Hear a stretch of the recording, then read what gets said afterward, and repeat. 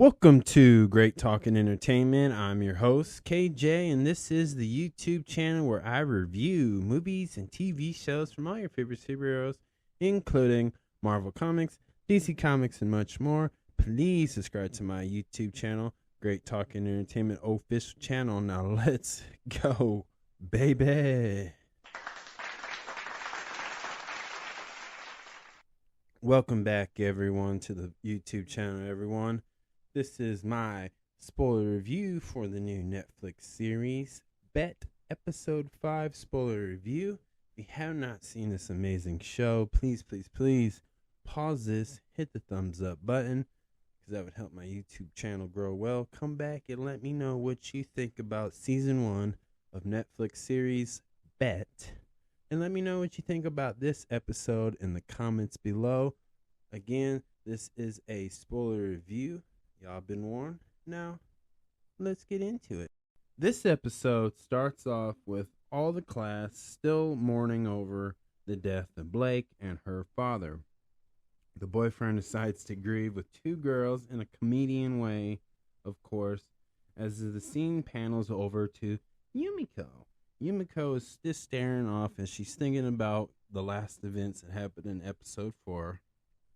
And then we see Kira in a subliminal way trying to blame Yumiko, as Yumiko is trying to blame her in a subliminal way, as they're very careful with their words, but Kira was trying to get information out of her, trying to see if Yumiko would admit of the death of Blake in particular. But of course, Yumiko in this moment has a strong poker face, just like Kira does.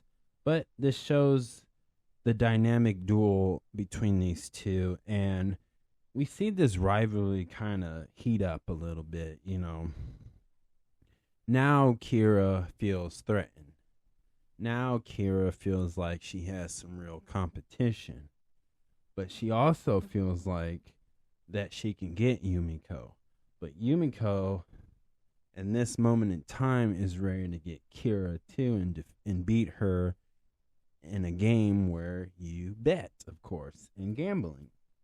And so, it has the thing, but Yumiko's out for revenge.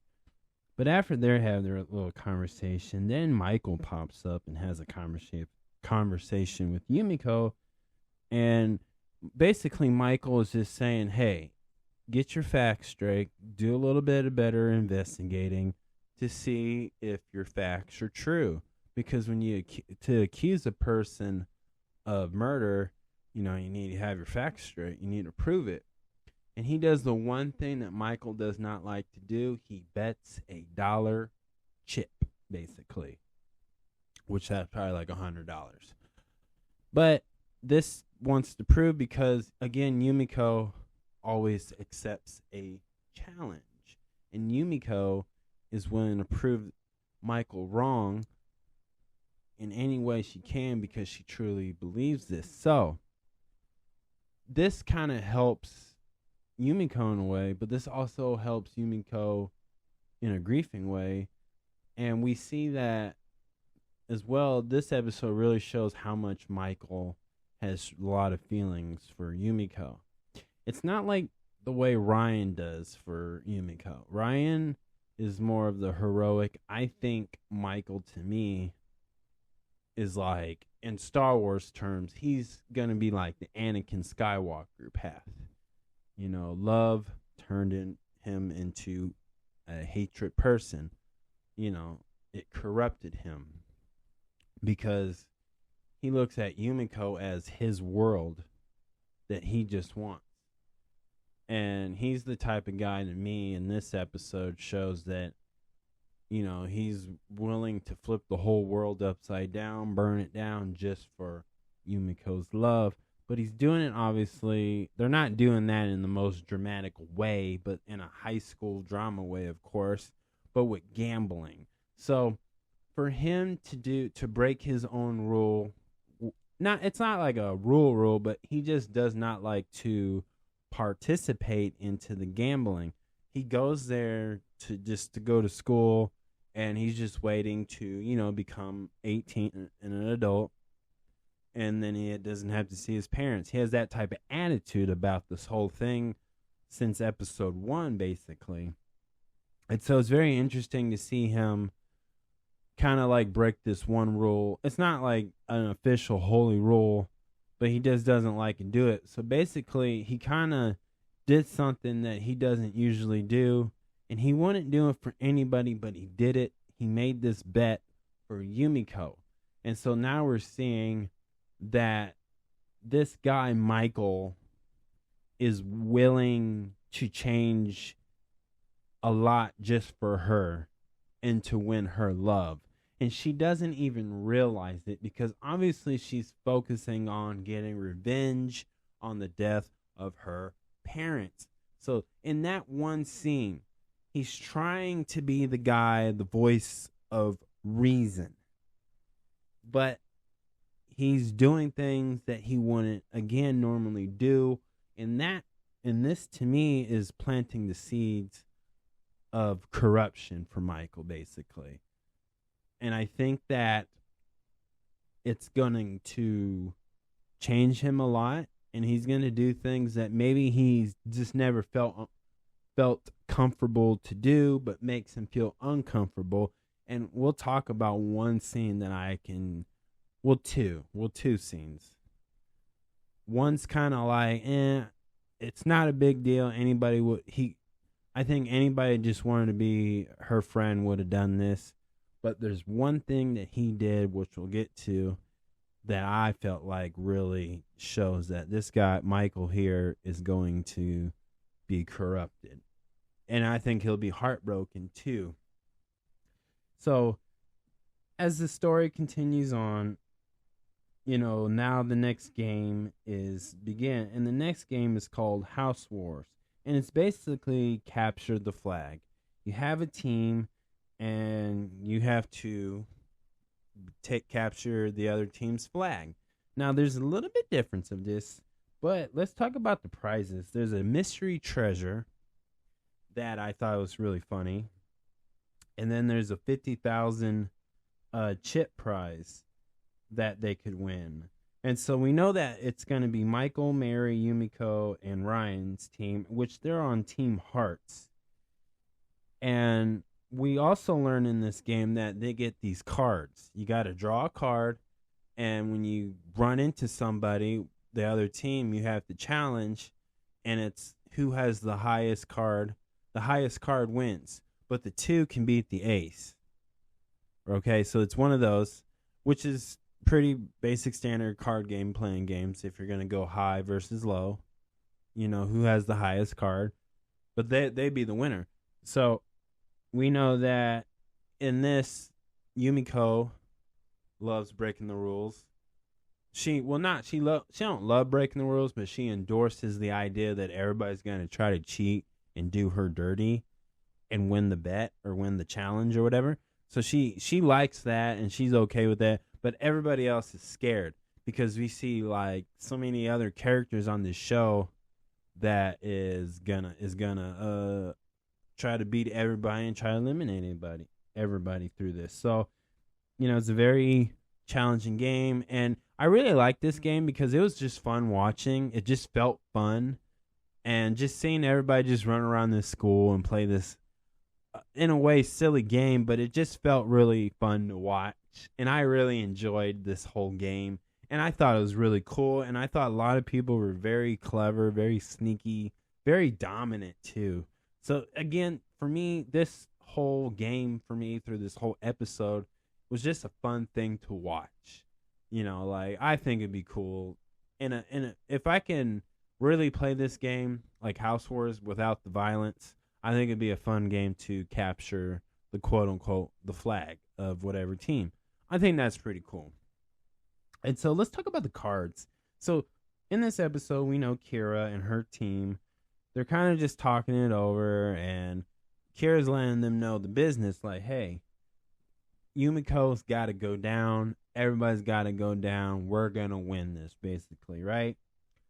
And, her teammates and her sister have their own goofy personality, And Chad is kind of like the goofy guy, and Dory's kind of the aggressive woman, but she doesn't know how to express her softer side type thing. And then there's others. So as we see Kira and her sister Riri and the other teammates draw a card, and so here's the first card that I as I try to remember. Kira gets the Jack of Spade. Rhea gets the Spade of Ace. Chad gets the Queen of Spades. And Dory gets the King of Spades. And in this episode, we see that Kira and Riri trade cards. And that's very clever because they have the upper advantage. And what's interesting is the spades is the highest number. Well, not the ace is the highest, 2 is the highest in these rules. But the spades, you better hope you get some spades in the cards in your deck of cards. So it's one of those. Yeah, I know there's different games, but not to go into details about what spades are in card games, but I just know that these cards that Kira and her team got, they're really good cards. Having the King of Spades, really good. Even the King of the Jack of Spades is a decent card to really have. But obviously having the Ace of Spade is good. But also just remember they said 2s beat Ace. 2s beat Ace. So, it's that type of game. And again, I loved it. I love the graphics popping up when they showed it. I love I just loved everything about it. And I just like the way they use these card games in this story. I thought, really well executed storytelling and using these cards in an entertaining way. I really enjoyed that. And so we see in this episode that a group of students pretty much get eliminated as we get introduced to Kira's mother. And we find out that Kira and Riri are half sisters. So they have the same father, different mother. And we learn that Kira's mother is being physically abused by her father, Kira's father.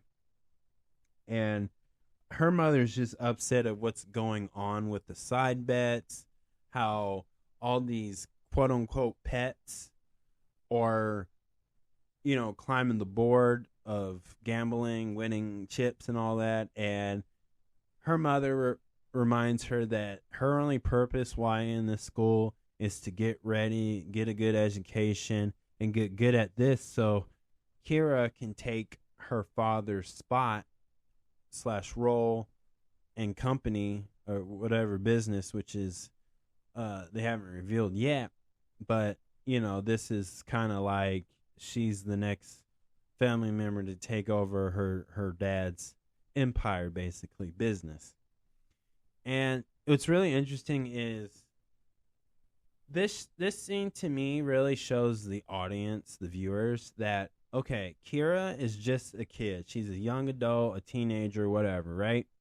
And so she's kind of delusional because she just, all these students have a lot of growing up to doing and maturing, but her mom really is the kind of reality of what's this school is really more about. And it's really more about these students taking over, taking the next step in running a lot of their family business that their parents have built from the ground up, basically. And, it's just a place to get them trained, educated, well groomed about this, and getting prepared for the real world, but to run whatever family business that these students has. So, her mom, it's one of those weird things too. Like we kind of see now that Kira does have a weakness, and it seems like it's her mom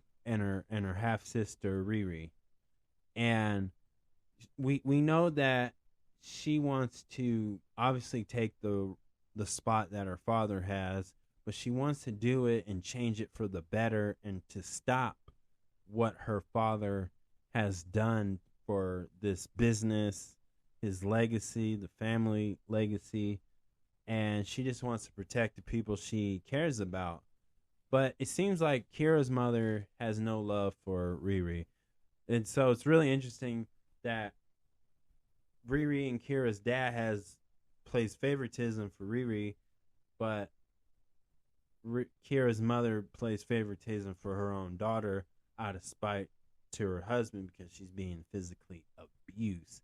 So now it's kind of making more sense. This episode to me made more is helping the audience truly understand these characters and the dynamic of their personality and kind of what they're struggling and challenges they have to deal with that we may not notice yet, but this is a very revealing background story in a small way, and I honestly like it, but it really shows weakness, and I think Yumiko will use this as an advantage to beat Kira. And, there's so many ways they can do this, so I'm really loving that too. And again, like, this is a place where when the adults come in, the actual reality of this school is being set and reminded. But when the parents are not around or the adults or whatever, we're looking through the eyes of a student, of a teenager, of a young adult, whatever you want to call it. But they're just doing stuff in this thing just to flex on each other, basically. So I really like that. We also see that Dory was dominating most of the students, and she's very aggressive. And we see that, she doesn't care. She was ripping up the cards, so it was very interesting. And again, I just really like that too, because she was really scary. And another thing we find out too is that there's a secret area, like an underground, like Illuminati type secret society, a secret team that wants to take down Kira and the whole top elite people of this school who's really good and top notch in gambling. And they're pets too, so they're helping Yumiko, and they help them get Yumiko, Mary, and everybody else to get to Kira and her team's flag. And I thought it was really interesting too, because what it reminded me of? It's kind of like art imitating life. Like, the people are tired to be tied down, and they want to take down the evil political empire, which would be like Kira and her team, right? And so I like the idea that they're building this thing like Yumiko to the students is the chosen one in a way. Like, they feel like there's hope. If Kira can just win this and join the council, they believe things will be a lot better. And so we're seeing like more people are willing to help Yumiko and sacrifice, which this shows like Yumiko's going to learn that sometimes if you stay too selfish, especially getting revenge, all that sacrifice that everybody else around you has done for Yumiko is going to be wasted. So it looks like Yumiko, to me, if it's episode 6, 7, 8, 9, 10, we're going to see her grow and mature, and she's going to realize, like, okay, there's people who really support me and have my back. I need to have their back. And it's going to teach her not to be so selfish and her own selfish needs. In that case, that's the way they're kind of presenting it. But it's really unique that, all these people are willing to help Yumiko, and I thought that was just really interesting and really cool. And it's all happening out of school. And so it's not like a really big deal. Again, we see Michael, distract Kira 2 times for Yumiko, right? And the first time is they pretended to challenge each other. And because there was a camera, because we know Yumiko's watching everybody, or not Yumiko, but Kira can watch all the cameras. And it was really funny too because uh Kira like put Dory in her place for having a camera on Michael, and she pretty much stalks him. And she told us it's not cute, it's not pretty, it's not sexy at all. It's disturbing, right? And so, Kira is showing like strong dominance. But the second thing is Michael tricked Kira saying that her mom was looking for her, and as Kira like shoulder bumped Michael, he slipped in a fake card so she can't get back into her area of that room, right? So she's locked, and that's how they got the flag. But then Kira got back in and challenged Yumiko, and Yumiko beat Kira by having the two hearts of twos, so she beat her. And I really love that scene because this is where it got kind of anime. Like everything went black and it was just Kira into shock. And it was really cool because it just showed that she can be defeated. She was shook. She didn't like it, but she said, "Yeah, I meant defeat. It's been a long time." And the gift that Yumiko gave Kira in episode 1, she taught Kira a lesson about life, about gambling, taking risks. And the one thing is, Yumiko thinks outside of the box. It was just a box, and Kira couldn't figure out.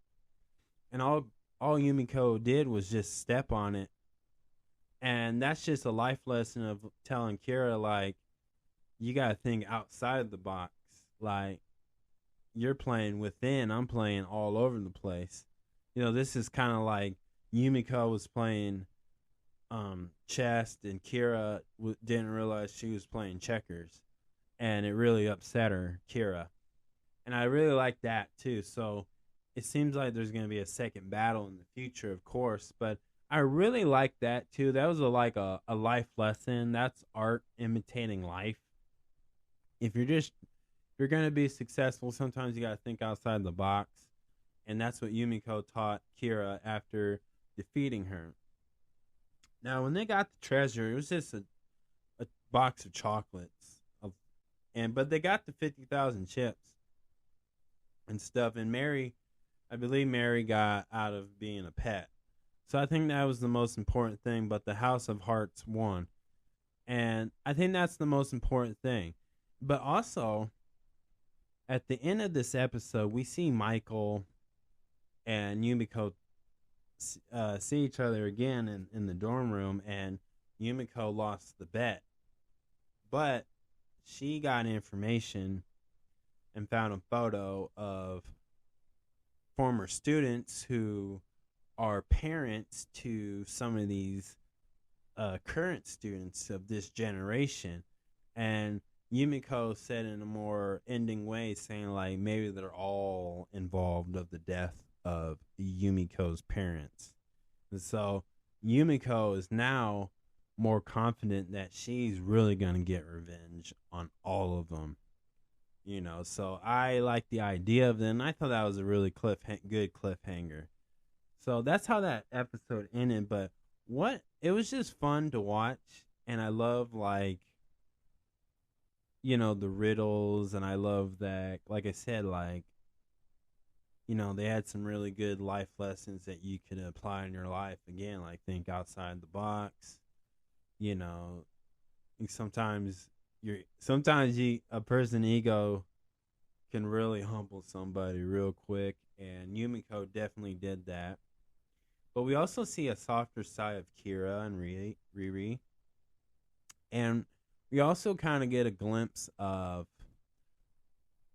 Dory too, where she didn't like it. Really hurt her feelings when Kira said those nasty remarks about a video camera planted in Michael so she can watch him sleep. Yeah, it's creepy, but it really hurt her feelings. it really hit a nerve. And also, as I've been talking about Michael just corrupted again when he switched the school card ID out.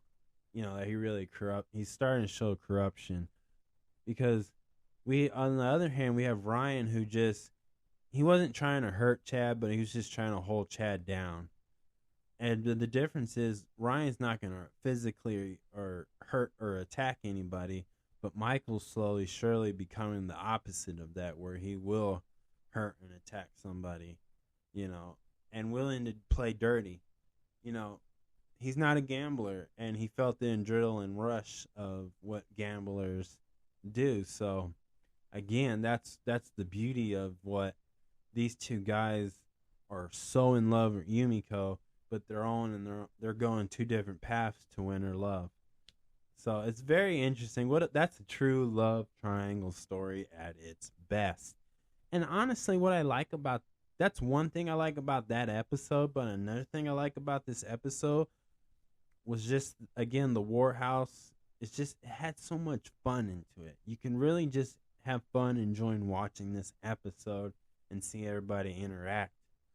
And I thought this story plot for episode 5 was well executed. This is definitely a banger on a banger. So 1 out of 10, I'm giving this a 9. Good episode. It did have a little bit of anime to it. I wish there was just a little bit more anime from the Kagomori show, kind of more sprinkled into this series a little bit more. Especially in this episode, I thought it'd be really cool to have Yumiko do the red eye thing. I thought it'd be cool. But I hope I get to see that. But that's the only thing, that's my only, like, nitpick, bad thing I can say about this episode. But again, what a well told story. It had funniness, it had revealing secrets, and it showed another layer to some of the main characters of this show, and I thought that was well done and put together right. Like, now we have a reason to kind of feel bad for Kira and her sister. We have a reason now to really root for Yumiko. Like, they gave you more reasons, so I can't wait for the next episode. But really done well. I loved it. This did have that Riverdale format feel to it for sure.